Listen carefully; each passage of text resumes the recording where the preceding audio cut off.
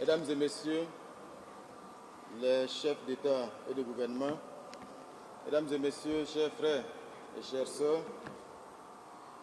c'est avec honneur et une réelle satisfaction que le Burkina Faso, le Mali et le Niger, fidèles à leur héritage de dignité et de résilience, prennent part à cette activité symbolique de haut niveau sur la mémoire, la justice et les réparations qui créent des ponts entre des continents et des hommes liés par des attaches multiséculaires, souvent volontairement ignorées. Je tiens à remercier particulièrement Son Excellence, M.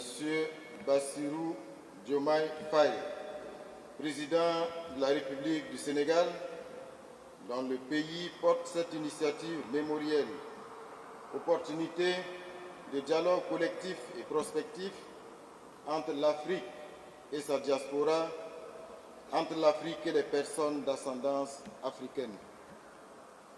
Nous nous unissons à cet élan panafricain pour un dialogue historique qui vise à transformer les leçons du passé en un moteur de progrès pour l'avenir.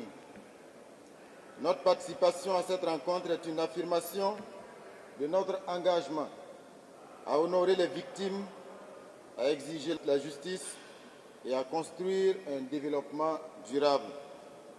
La mémoire africaine, loin d'être un fardeau, est une force pour l'avenir. Excellences, Mesdames et Messieurs, chers frères et chères sœurs, l'histoire du Burkina Faso, ex-Haute-Volta, du Mali et du Niger est indissociable des luttes contre l'esclavage, le colonialisme et le néocolonialisme. Si nos nations n'ont pas été au centre des comptoirs négriers transatlantiques, leurs peuples ont subi les exactions de la traite et les violences du système colonial qui ont bouleversé nos structures sociales et économiques. L'histoire de nos aïeux enrôlés de force pour les guerres coloniales, les résistances farouches de nos grandes figures africaines et le profond impact sur l'économie coloniale et sur nos territoires en sont des témoignages vivants. Le combat actuel, porté par leurs excellences, le général d'armée Assimi Goïta, président du Mali, le camarade président du Faso, le capitaine Ibrahim Traoré, et son Excellence le général d'armée Abdourahmane Tiani, président du Niger, constitue le prolongement de ce combat pour la souveraineté, pour la dignité des peuples du Sahel et une continuation de cette dynamique. Excellences, Mesdames et Messieurs, les questions de mémoire et de réparation sont cruciales. Elles sont directement liées à nos défis actuels de développement. En matière de justice économique, les conséquences du colonialisme continuent de peser sur nos économies. Les réparations ne sont pas qu'une question financière, elles représentent une reconnaissance de notre droit à une justice économique. En matière d'identité et d'éducation, la restitution de notre patrimoine culturel et la réécriture de notre histoire sont essentielles pour renforcer l'identité nationale. L'éducation sur notre passé doit être un pilier pour les générations futures. En matière de solidarité panafricaine, le Burkina Faso, le Mali et le Niger se positionnent comme des acteurs de l'unité africaine. La question des réparations est un catalyseur pour renforcer les liens avec la diaspora et les autres nations du continent. Excellences, Mesdames et Messieurs, le Burkina Faso, le Mali et le Niger, forts de leur engagement historique pour la souveraineté, plaident pour un engagement panafricain sur la question des réparations. Cet appel est fondé sur le droit international et la nécessité d'une justice économique en vue de poser les bases d'un développement durable pour le continent.